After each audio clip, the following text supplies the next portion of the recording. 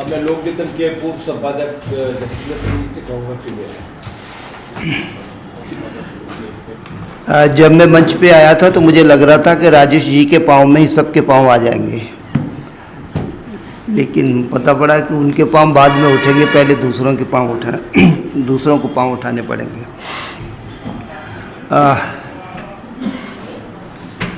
थोड़ा सा काम कॉमरेड राम प्रकाश जी ने आसान कर दिया है। उन्होंने जब कहा कि इस किताब पे नहीं बोलना है तो मेरे लिए थोड़ी सी सुविधा हो गई, क्योंकि पिछले 3-4 दिन से मैं जिस तरीके से व्यस्त था, मैं कोशिश कर रहा था कि इस पे मैं थोड़ा सा उसके बारे में कुछ लिखूं, थोड़ा सा तैयारी करूं मैं, लेकिन मैं तैयारी नहीं कर पाया। तो आखिरी समय तक मैं दुविधा में था कि मुझे कहाँ से शुरू करना है, कहाँ पे ख़त्म करना है। और राम प्रकाश जी नहीं होते तो वाकई शायद मेरे लिए संकट की स्थिति हो जाती। प्लेटो को जब फांसी को जो है कि जब मौत की सज़ा सुनाई गई थी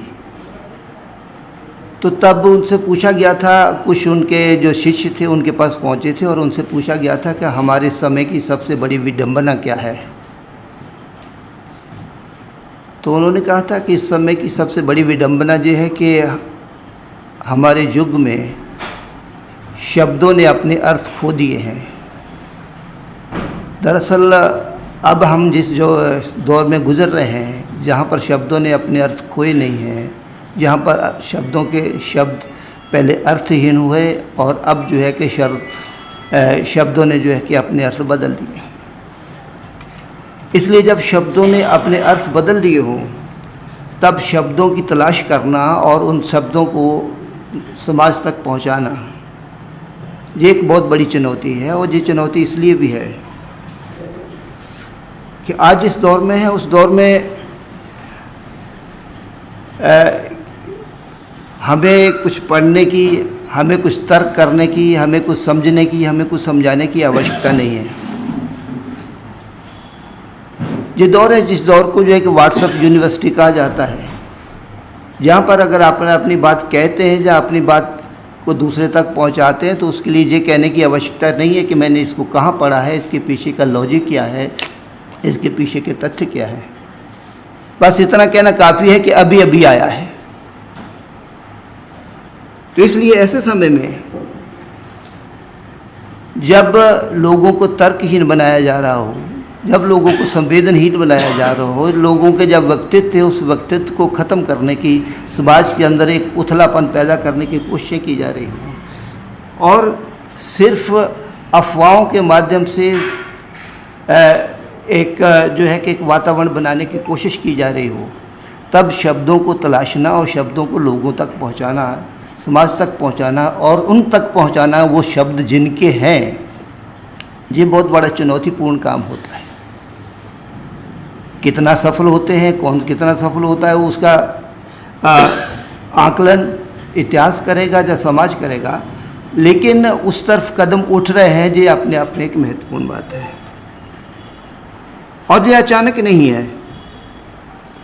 ये तो हम व्हाट्सएप यूनिवर्सिटी की बात कर रहे हैं और ये तो अभी है कि संचार माध्यम पैदा हो गए हैं और इन संचार माध्यमों का वो इस्तेमाल अपने तरीके से करते हैं, उससे अफवाहें फैलाते हैं, उससे समाज के अंदर समाज को विघटित करने की, विकृत करने की कोशिश करते हैं।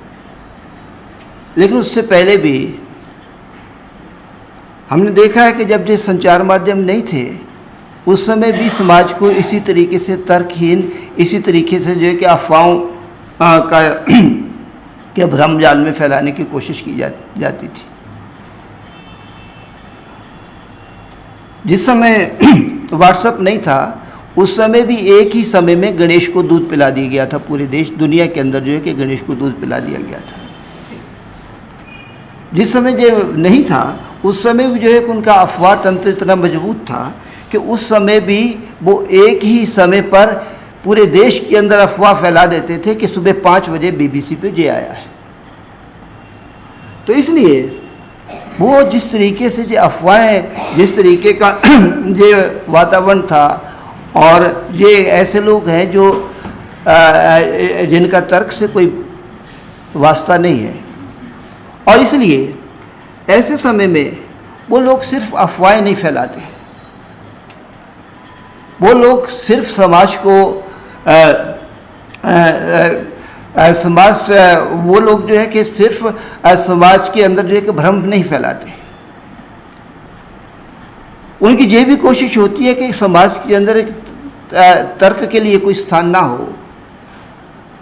इसलिए अगर कोई आँख सच का सपना देखने की कोशिश करती है तो वो उस आँख को फोड़ने की कोशिश करते हैं। इसलिए अगर किसी जुबान पर सच आता है तो वो उस जुबान को काटने की कोशिश करते हैं। इसलिए अगर कोई उंगली झूठ की ओर उठने की हिम्मत करती है तो उस उंगली को नहीं, उस हाथ को काटने की कोशिश होती है। और इसीलिए आज अगर आप तर्क करते हैं तो उसके बाद राजेश जोशी राष्ट्रद्रोही हो जाते हैं। सच को कहने का अर्थ आजकल जो है कि राष्ट्रद्रोही होना है। सच को कहने का अर्थ आजकल जो है कि का अर्थ पाकिस्तान चले जाना है, पहुंच जाना है। तो ये जो वातावरण बनाया गया है, इस ऐसे वातावरण में अगर आप कोशिश करते हैं इस व्यवस्था से टकराने की, इस चुनौतियों से टकराने की कोशिश करते हैं, तो उसमें इस प्रकार की पुस्तकें, इस प्रकार की के जो रचनाएं हैं, उन रचनाओं की जितनी हो रही हैं उससे बहुत ज़्यादा आवश्यकता है। उसके लिए जितने भी कदम उठ रहे हैं उतने कदमों को उठाया जाना चाहिए और लोगों के बीच में जो है कि अपनी बात ज़्यादा से ज़्यादा समाज के अंदर जो है सच्चाई पहुंचाने की कोशिश करनी चाहिए। निश्चित रूप से अगर ये काम करेंगी तो उसके लिए पढ़ना पड़ेगा, निश्चित रूप से उसके लिए खुद तैयारी करनी पड़ेगी। दरकचंद जी भी करते हैं, बाकी साथियों को उसके लिए तैयारी करनी पड़ेगी, क्योंकि हम उनका मुकाबला, उनके गंवारपन का मुकाबला जो है कि गंवारपन से नहीं कर सकते। हमें तो शिक्षित होना ही पड़ेगा। और इसलिए मैं जब इस गंवारपन से लड़ने की बात होती है तो एक पुरानी कहावत है कि आप घोड़सवार से लड़ सकते हैं, गंवार से नहीं लड़ सकते।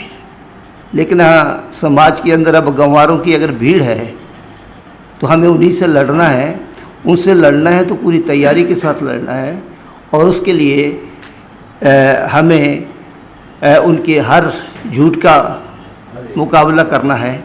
उसके लिए हमें उनकी जो हर बात, उनके हर भ्रम को के जो जाले हैं उन जालों को साफ करना है। तो उसके लिए इस प्रकार की जो पुस्तकें हैं जितनी तादाद में आ रही हैं उससे ज़्यादा तादाद में आनी चाहिए। दरकचंद जी कोशिश कर रहे हैं, बहुत अच्छी बात है, और साथियों को भी कोशिश करनी चाहिए।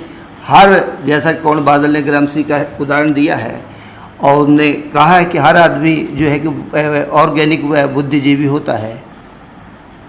तो जब ग्रमसी को जेल में डाला गया था तो तब ये जो है कि सरकार मुसोलिनी की ओर से जो आदेश था, उस आदेश में क्या कहा गया था कि इस व्यक्ति को या तो जिंदाबार नहीं आना चाहिए या इस व्यक्ति को तब बाहर आना चाहिए जब इसका दिमाग कुंद हो जाए, काम करना बंद कर दे।